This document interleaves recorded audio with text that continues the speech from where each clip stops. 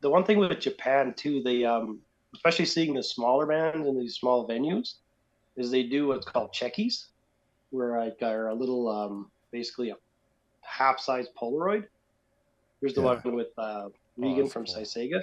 Oh, right on. So basically, when the show's over, they go back and they man their merch table. They're selling their own merch. Then you buy these checkies for, I think with Sisega was 500 yen, which is about $4 for one, or a Wow. thousand yen for what they call a two-shot checkie, which meant I got a picture with all four members of the band.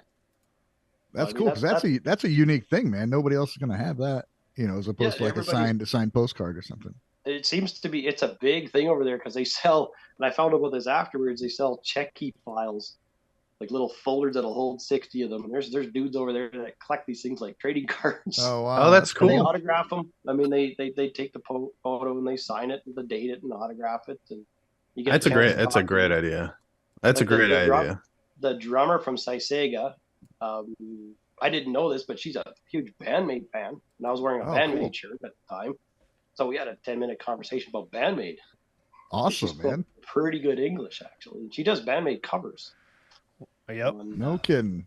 YouTube. So That's she's, pretty she's cool that you had a whole conversation with the singer from Sisega, who is an amazing band, about another amazing The band. drummer. That's Yeah. just yeah, that was the drummer. fucking oh Yeah, the drummer the from drummer. Sisega. That's just Yeah, wild, That's man. freaking cool.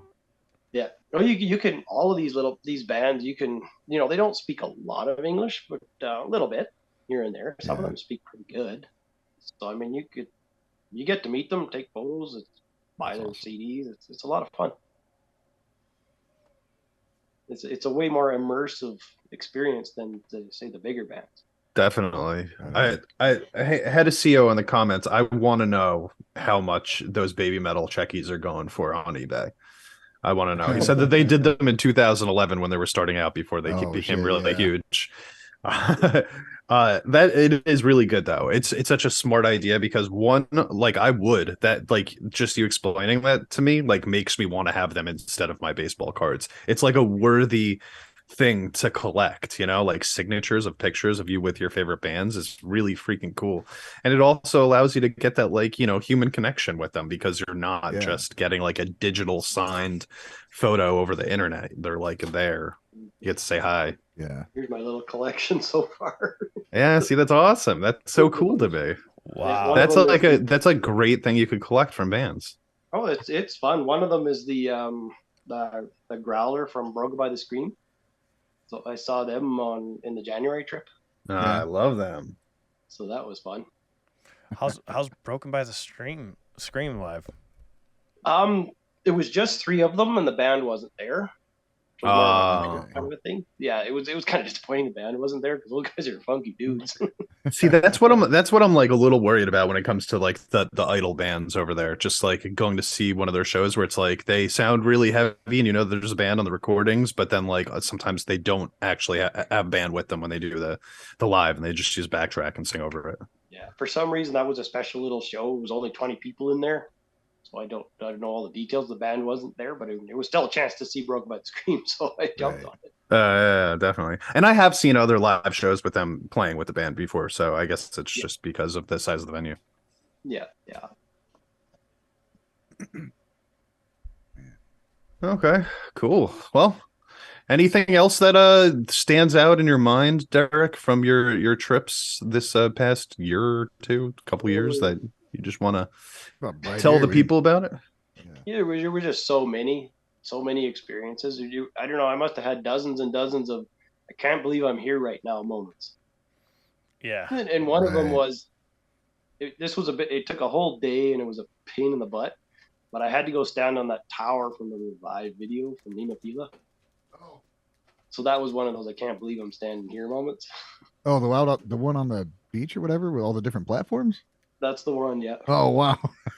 Yeah. So it was a 2.5 hour train ride all the way around Tokyo Bay, and then about a 6 mile walk from the train station to the park. Wow. Then a 6 mile walk back, and then the train ride.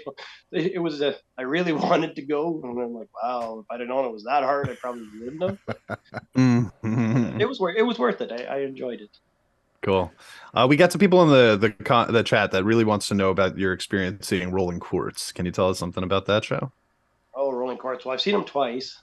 I went to see them in Korea, and that was. I mean, with Rolling Quartz, that's a fun. I would call it the funnest band you'll ever see. Yeah. You'd go that far, huh?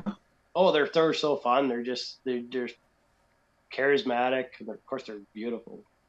Charismatic. They all play well. I mean, it's their stage presence is amazing. Mm. It's just a really good time. Cool. And they got an upbeat attitude, right? Like the whole time, because the stuff that I've seen live, they seem like happy playing, like when you watch Bandmate, got the big smiles on their faces. Oh yeah, they're all smiling. This last trip in Dallas, I had to do the dawn patrol. There was about 4 of us showed up at 8:00 in the morning, so we were out there. So we get the front row, and it was a very tiny little venue. I don't think there was more than. I don't think there was 100 people in there. It was pretty small, and I got a good. And Youngin, the drummer, was not on a riser, so she was only about 10 feet in front of me. Oh, cool. Wow. So to actually get a good view of the drummer is usually the drummers are in the back. Yeah, and you don't see them very much. But in that show there, she was right there. I must have got 4 or 5 smiles out of her, so that was fun. It's a very intimate setting. I love shows like that where you get to actually where you feel closer to the band rather than like a big produced show. I'll always be more of a fan of them. With Rolling Quartz, Autumn, the bass player, she does the same thing that Regan from Sisega. They don't just make eye contact; they lock eyes. They lock eyes right on you, and then you just stare right into your soul, and for 3 or 4 or 5 seconds. And that's pretty phenomenal. So it's like, should I look away? That's kind of crazy that they're gonna lock eyes. Also, I'm surprised that you have a telephone ringing in the background. I don't think I've heard that in forever. But